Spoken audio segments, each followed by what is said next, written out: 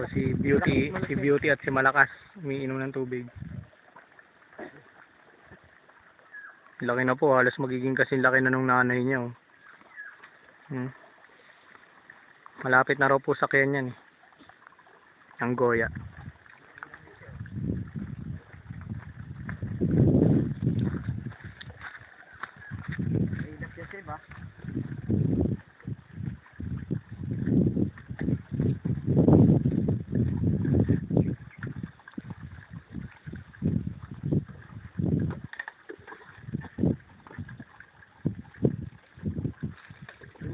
Sana eh, puti kasi nalugod ko eh. Tagal uminom, mukhang uhaw na uhaw ah.